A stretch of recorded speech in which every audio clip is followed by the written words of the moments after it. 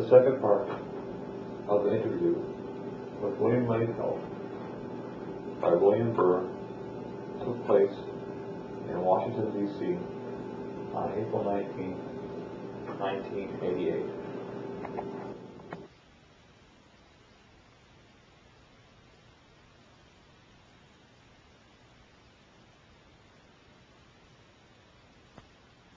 When we last met, we were talking about U.S. business in Iran and some of the arms sales issues and so forth. And with the expansion of the arms sales and growing U.S. Business activity in Iran during the mid to late 70s, there came an influx of American nationals, technicians, managers, military advisors, and so forth. And other, among others, among other entrepreneurs who were just looking to get under the money tree. That's right. Now, what issues did this growing U.S. Cultural and economic presence raise? Well, you can divide them into a series of things. First, there was the pressure on the housing market, which seems kind of silly, but it's also one of the points of complaint by many middle and upper crust Iranians that the influx of Americans and other foreigners who really didn't care how much they paid for housing drove the average Iranian out of both the rental market and made it almost totally impossible for a young Iranian couple even to hope to either rent or own their own apartment or house, with the result that a lot of young couples started their married lives living with in-laws or family, and sometimes under rather crowded and difficult circumstances. So that was one point. The pressure on public facilities was another one. Automobiles were expensive and hard to come by, and the visibility, the easy visibility of foreigners driving expensive, or to the average Iranian, expensive cars, which were either provided for the Americans or the foreigners by their companies, by their governments, was another point of criticism and difference. Then finally, not finally, but one other thing was that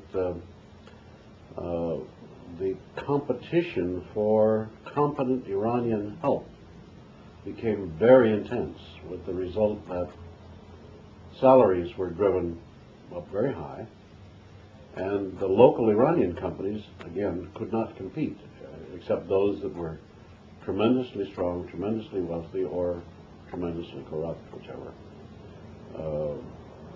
So there are a number of points on the living level. Over time, the education that was provided, educational facilities that were provided for American kids in Iran were so far superior and so visibly far superior to those provided for Iranian kids that it too became a point of difference. So that you had it on a whole series of levels, and there are other examples. Practice of religion was one problem. Many of the foreigners, Americans principally, who came were, well, some at least, were either religious fundamentalists, Seventh-day Adventists, whatever, or Mormons, or a whole series of things that were, anathema to the religious element of the country. So, putting them all together, you had a mixture that was bound to create widespread dissatisfaction. Balanced out on the other side with the efforts of the government to satisfy the needs of the average Iranian by heavy imports of foodstuffs, of fruits, vegetables, chickens, butter, onions, whatever, to make sure that the cities at least were well fed, even if the countryside was neglected, helped to some degree to alleviate the discrepancies that were caused by the heavy influx of foreigners. The insensitivity of many of the foreigners to local mores and customs was another point of some considerable criticism. Did ethnocentric attitudes have sort of a visible impact on the relationship with Iranians? I'm sorry. Did ethnocentric attitudes on the part of Americans, or sort of national chauvinistic attitudes, have a? I don't think it was necessarily the chauvinistic attitude. It was just simply insensitivity. The selection process by some of the companies, the technicians and other people they assigned out there, was simply not very thorough. They almost just went out in the street and grabbed people and sent them over and hoped that they would work. Now, in some cases, they didn't. Bell Helicopter had a number of cases of people who showed up down in Isfahan, stayed less than 24 hours, and went home because they were simply not prepared for what they found down there. So it was, it was kind of difficult for everybody. Did the Chamber of Commerce work on these issues? We tried to work on these issues. We tried to brief companies as they came out. We had our executive directors over the time, Frank Burroughs, and his predecessor's name escapes me right offhand, used to brief people, and Frank, of course, was fluent in Persian and married to an Iranian, and quite sensitive to the needs of the average Iranian. I think did a superb job in trying at least to influence people to do the right thing.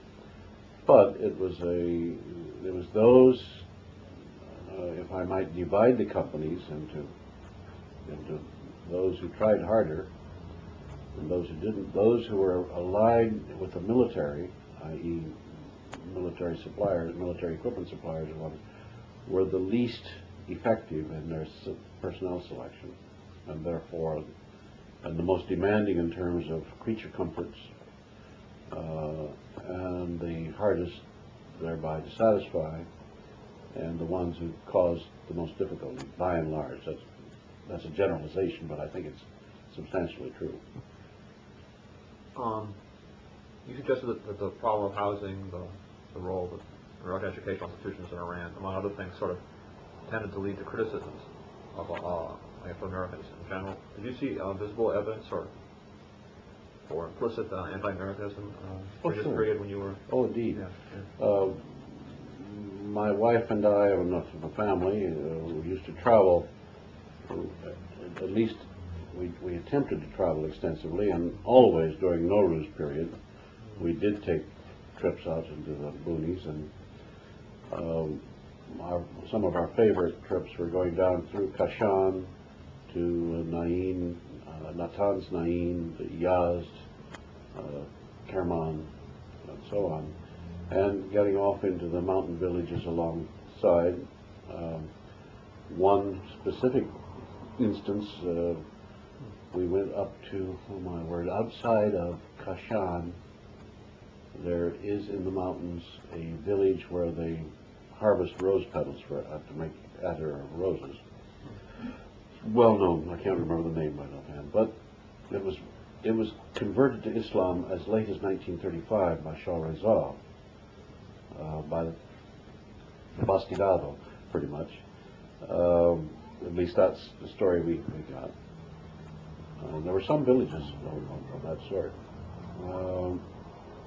They had previously been Zoroastrian. At any rate, we were wandering through the village, and some little children came up to us and started talking to us, and reflected their teachings from the mullahs, which were that you Christian, you no good. Me Muslim, me good, in their medieval English, medieval modicum of English. They did know some English, believe it or not. But the attitudes that they displayed were, symptomatic, I think, of what came later.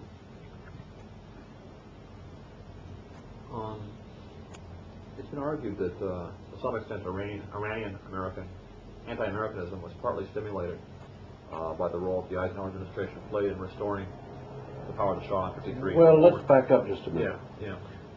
You are assuming, and forgive me if I'm putting words in your mouth, but your question at least gives me gives the implication that anti-Americanism was endemic and widespread. I don't believe that to be the case.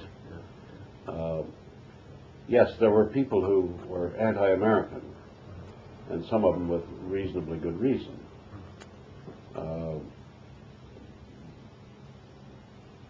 But I think there was a far broader, and I believe there still is, far broader base of pro-Americanism in Iran than the events and the success of the Ayatollah would lead one to believe. The Iranians are a volatile lot, there's no question about it, and they are easily led, difficult to push, and they develop extreme dislikes. Now, the basic desire was to get rid of the Shah, but it wasn't necessarily because they were anti-American. The two are not necessarily co-extant. That is not to say that there is not anti-Americanism. There is, and some of the people who were involved, especially the 2 days naturally, but many of the pro-democratic element, without being communist or communist leaning, felt, as is apparently felt in many other parts of the world, that we were supporting a right-wing, autocratic, or not to say dictatorial regime, when we might well have gone other directions. Now, no one has ever satisfactorily, at least for me, demonstrated that there was an alternate direction to go in existence at the time, given our other strategic and geopolitical needs in the area. So I don't know. Well, I guess what I'm saying is that those who were critical of American policy, maybe not anti-American as such, but were critical of American foreign policy in some respects, that was stimulated or reinforced by the U.S. role in '53 in overthrowing Mossadegh and rebuilding the power of the Shah to some extent. Well, let's examine that premise a little bit too. Okay.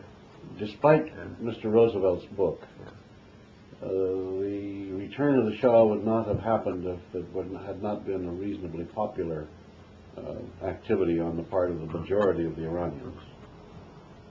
I posit that that's my basic premise. That would not have happened if most people had not wanted him back. So I guess we said that the U.S. played sort of a catalyzing role in bringing Mossadegh down and maybe. That's the argument that has been made in any case. Yeah, I was bringing Mossadegh down is probably more a British activity than an American. But I guess what I'm trying to say is, to what extent, when you talk to the Iranian officials, businessmen in the 70s or 60s, to what extent did they assume that the U.S. had played a role in that episode? Oh, that was a given, that we played a role. Whether it was a major role or it was an overblown role.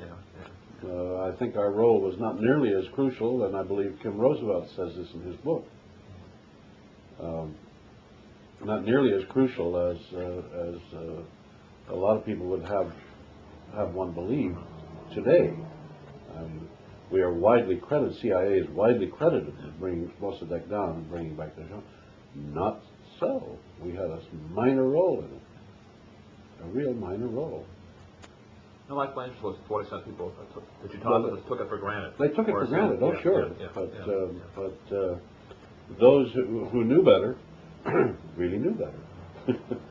And you didn't find them making those charges. People like Iqbal and Alam had serious questions about American policies, based on serious problems that they could see, but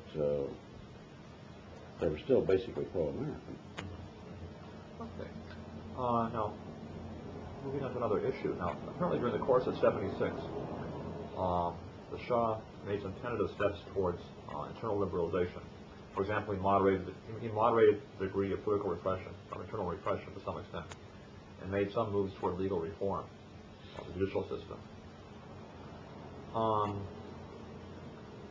How much knowledge did you have of this change in tack around that time? Well, I guess it was more apparent than real. Yeah, yeah. Because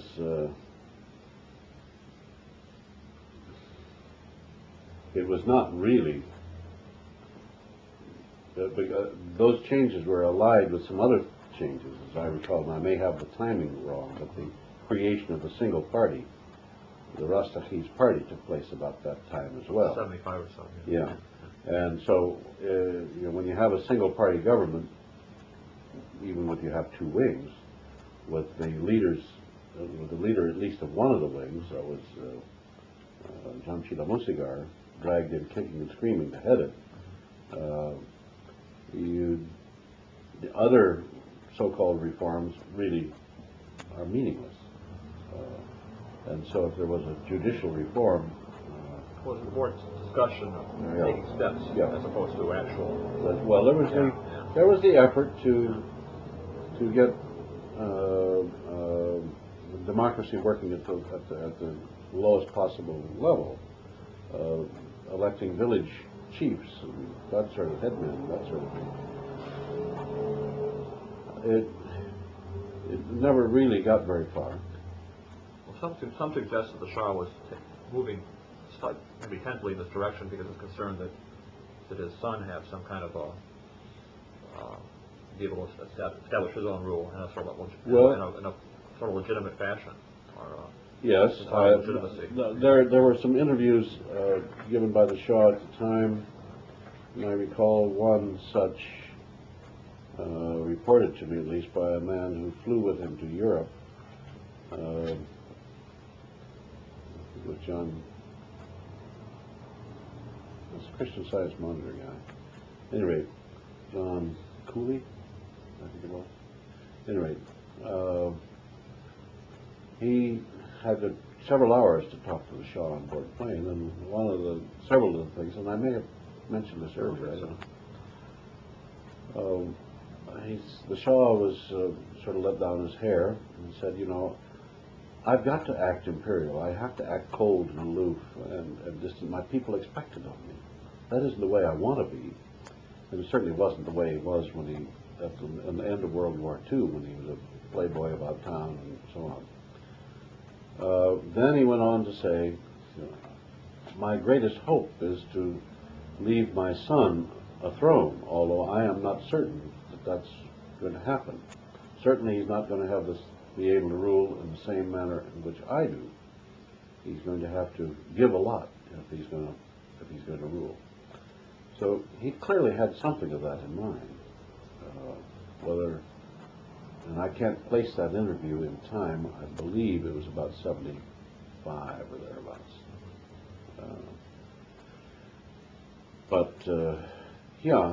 I think he was trying,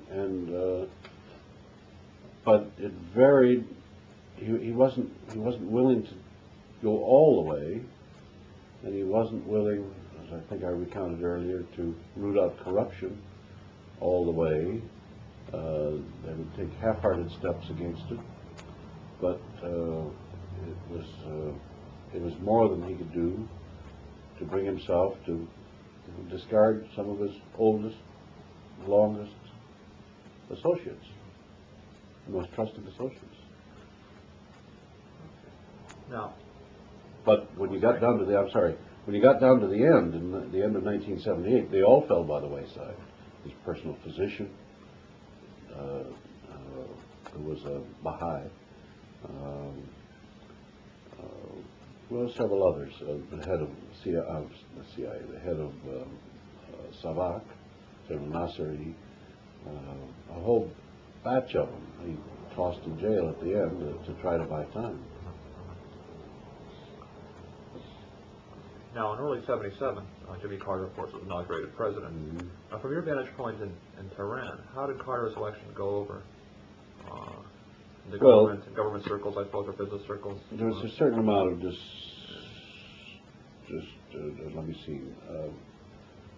unhappiness over his election.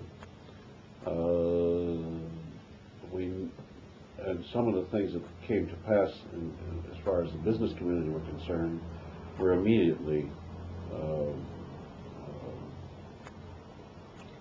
criticized, I guess. Any of us who had anything to do with a company that manufactured military equipment that was being supplied, we were pariah. We couldn't mix with the military.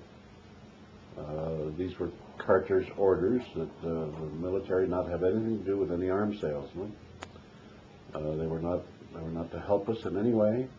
The embassy enforced that rule as well, and it was really a very distasteful period for American businessmen abroad, even if, for instance, even myself, who had good relations with many of the embassy folk, based on personal friendships,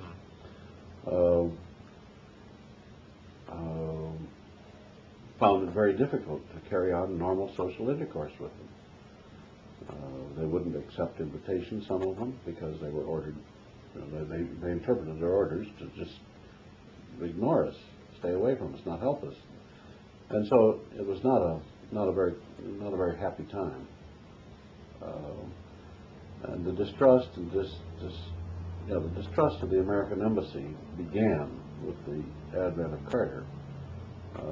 And by the time the revolution came along, the distrust and alienation of the American community from the embassy was pretty much complete. What about your Iranian contacts?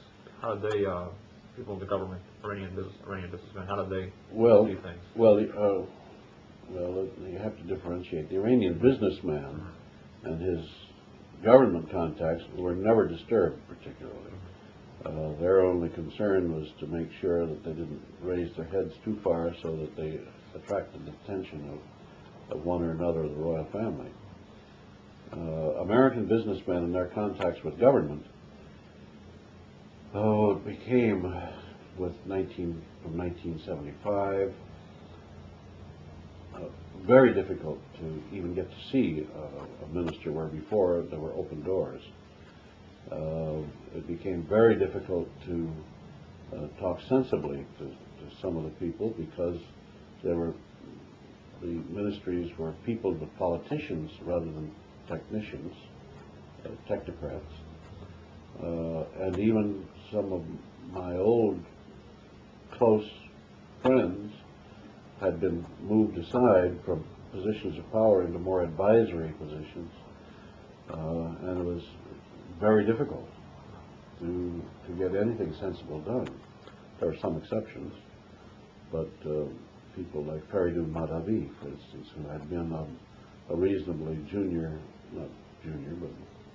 reasonably obscure senior officer in the industrial IMDBI, Industrial Mining Development Bank of Iran, suddenly became Minister of Commerce, and he was impossible.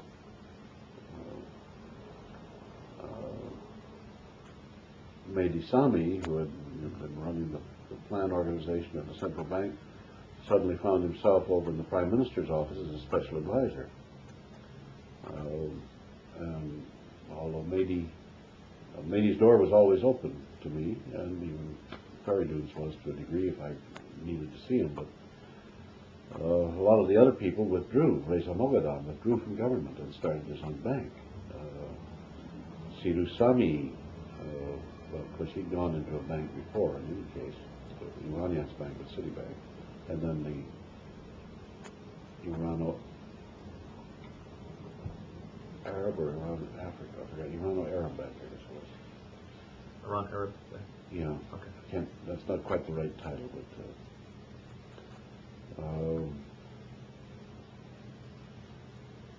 any rate, but a whole raft of new people came in that were unknown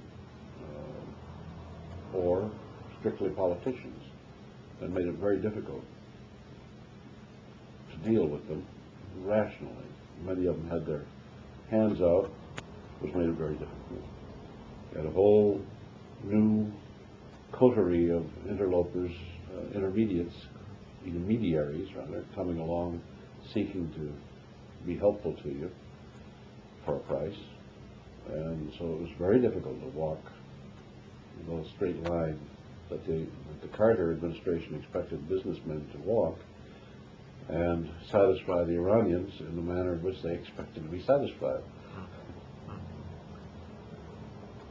I'm getting back to Carter's foreign policy. He appointed William Sullivan as the ambassador, of course. Yes. Did you get, given for what you've been saying already, did you get, so it sounds like you didn't get to know Sullivan or... Well, I'd known Sullivan before. Oh, you had? Okay. But you know, he owed his appointment as ambassador to Averell Harriman. I think I've heard that. He was Averell's protege. The Laos Yeah. period. And Bill did have some Middle East experience. He'd served in Iraq, Basra, or someplace like that early on in his career. But he knew nothing about Iran, or very little. He came from the Philippines, and he arrived, if I recall correctly, he arrived in about March 1978. He left in early June to go on extended home leave, and he came back at the end of August 1978. So that, because I was on the same plane with him when he came back, I know when he came back. It was about the time of the Abadan Theater disaster. Now, you can't tell me that Bill Sullivan kept his thumb on the pulse of things during those crucial months when many serious things were taking place.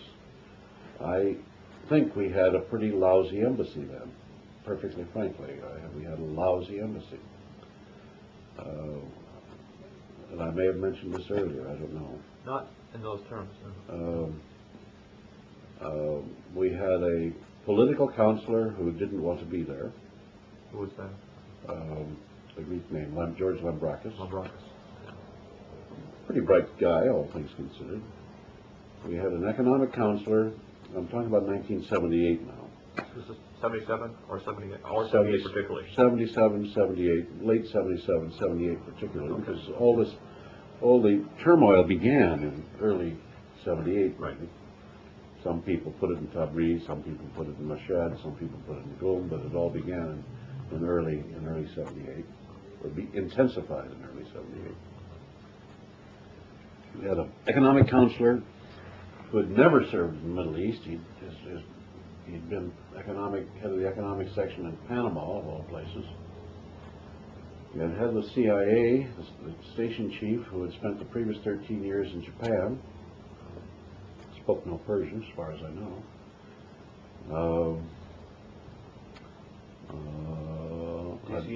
DCM was Charlie Nass, who was reasonably knowledgeable. I believe it was Charlie Nass. Jack Nicholas was there until Bill arrived. That's right. Actually, through part of 78, I think. Yeah, until Bill arrived. Well, Sullivan arrived in 77, didn't he? Spring of 77? I thought it was, no. Yeah. No. Yeah, spring of 77. Like June or something? Later than that, if it wasn't early 78.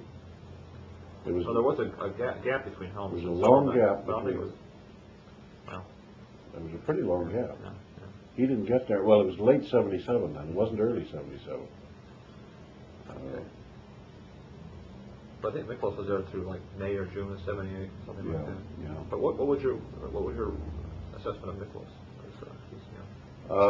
Very careful. He wasn't going to do anything to rock boats. He was hoping to get an ambassadorship himself, and with the result that he wasn't going to take any chances. He knew a lot of Iranians, no question about it.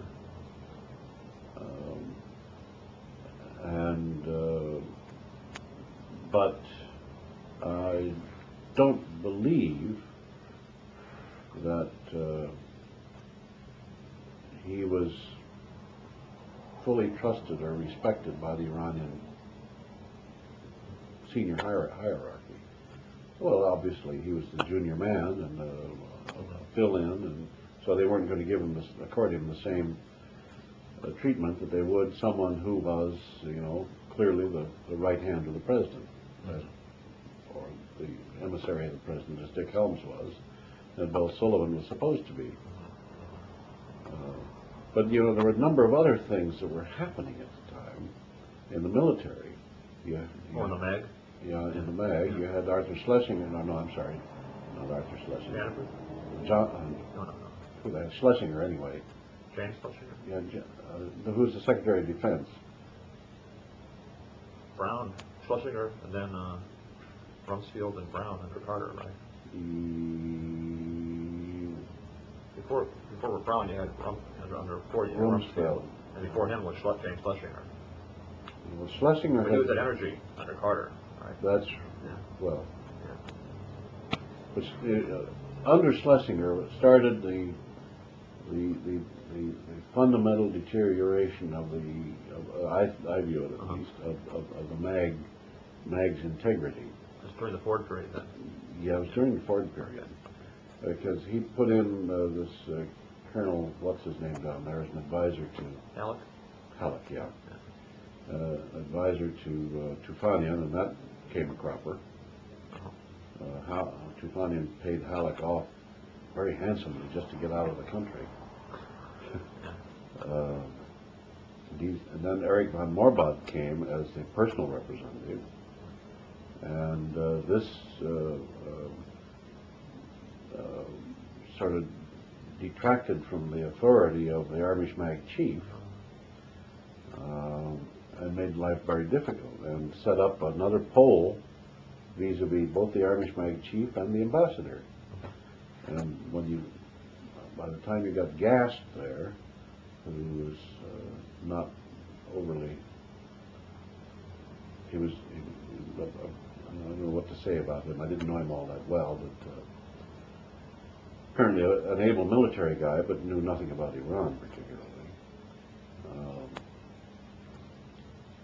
And that came back to haunt everybody when he was running that operation in the desert later on.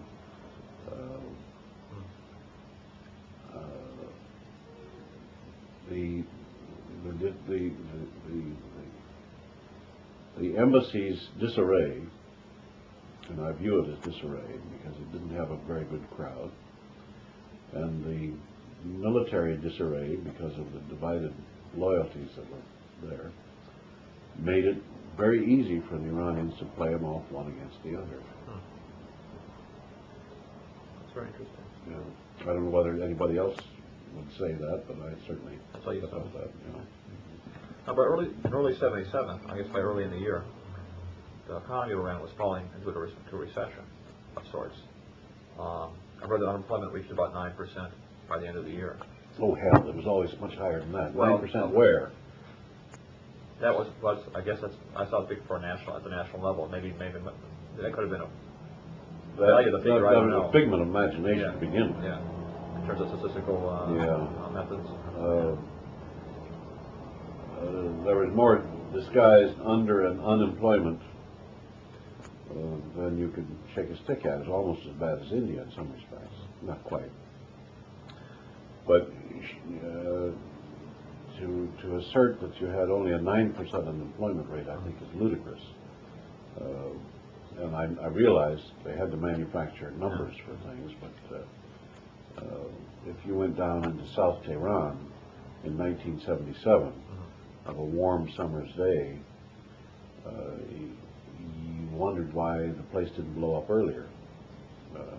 People were flocking to town from the countryside, from the small villages all over the country, hoping to get in on the gravy train, and crammed into impossible living quarters in South Tehran by and large, and all looking for jobs. You could go down there with your truck and fill it up with people to go out working on day labor And you didn't have to pay them very much because they were really paid starvation wages.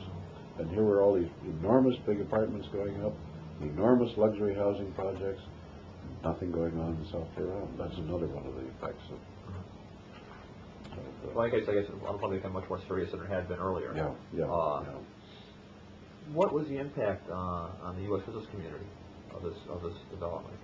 If any? Recession? Yeah. Well, there was when you say recession, they suddenly realized that they had overspent and they had overcommitted and they had to draw back. So the tightening of monetary policy. Yeah, and there was also the problem that they were overtaxing their own facilities. The crowding of the ports was just incredible by that time. And so they had to do something sensible about clearing them out. And I think there was a return to some effort at rational management of the economy, but not enough. I'm not quite sure, and my memory permits me to bring back chapter and verse, but they had by 1976, I guess, they'd lifted all foreign exchange controls, had they not? Do you remember when that? Yes, that's right. It was around that time. Yeah. So by 1977, every wealthy Iranian worthy of the name was planting his little nest egg outside. So you had a drawdown of foreign reserves, and the oil situation was not reaping the rewards that they thought it would. And they were spending a hell of a lot more than they were taking in. And if I'm not mistaken, it was about that time they started to go on to the European market to raise money, didn't they? I think they floated a few loans out there at that time. So they had to begin to try to put their house back in order. The trouble is they didn't do it quickly enough or thoroughly enough. They were still relying on some of the what I call Chinese cultural revolutionary squad methods to get some of it done, with the attendant increase in dissatisfaction with the government, especially on the part of the bazaar and the industrialists. So these deepening economic problems, did they have much of an impact on the investment plans of U.S. corporations? Of course. You couldn't get anything approved. Government agencies were pulling back.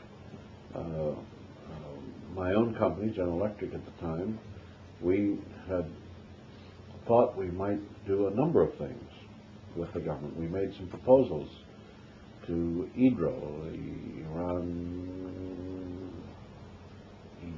what does that translate? Development and Reconstruction Organization, I think it's called, which was the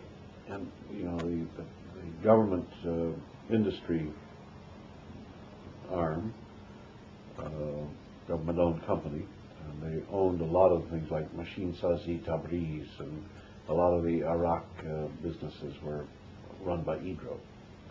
And we made a whole series of presentations to them on what we would like to do, absolutely with no resonance whatever, mainly because we weren't bringing big buckets of money in. We were expecting participation and cooperation and so forth and so on, and that wasn't what they were looking for.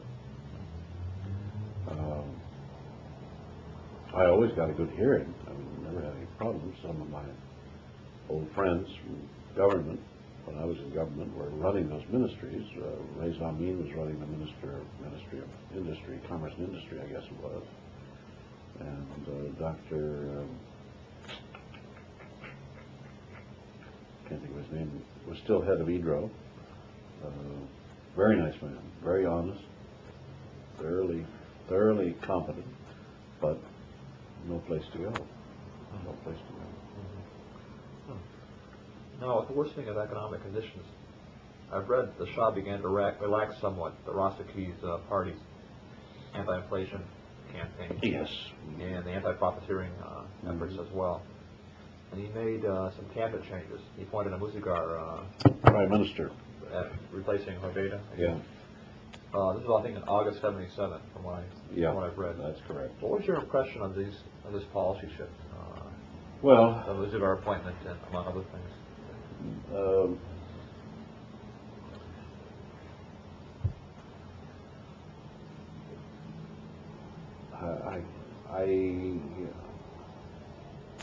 Musigar was much more of a nationalist than Hoveyda was. Hoveyda was a real pragmatist. Musigar was more of an ideologue than Hoveyda. And Musigar was probably, in a sense, a better educated technocrat than Hoveyda. But Hoveyda was the ultimate politician in Iranian terms. He knew how to get the best and the most out of a diverse ragtaggle group of people. He knew who to pay, when to pay, and how to pay. And he engaged in a great political juggling game for 13 years as Prime Minister. And one of my friends who knew him well quoted him one day to me. He says, you know, give me another 5 years and I can make this system last and work. But I'm afraid I don't have that long. And it was very shortly after that he was replaced by a Musigar. A Musigar, who had been a very good Minister of Finance for many years and made his reputation as the principal representative in OPEC, and indeed was the man who sort of made OPEC work along with Yamani, back in 1971, 72, 73 period, and engineered those agreements that brought about the vast increase in oil income. Should have been a good technician, but he was insensitive as a politician. There are stories, and I'm told they are true, that when he discovered the sort of privy purse list that Hoveyda maintained of mullahs, ayatollahs, religious leaders, he was appalled and said, cut it all off. So he cut off the subsidies. The subsidies, so he cut off the payments that were keeping these people loyal, at least vocally loyal, if not truly loyal, to the government, and forced them with one stroke of the pen overnight into the vocal and active opposition. That's, I think, demonstrable, although I can't say for sure because I've never seen the documents, but there are many people who will swear to that. That was the first of many sort of insensitive things.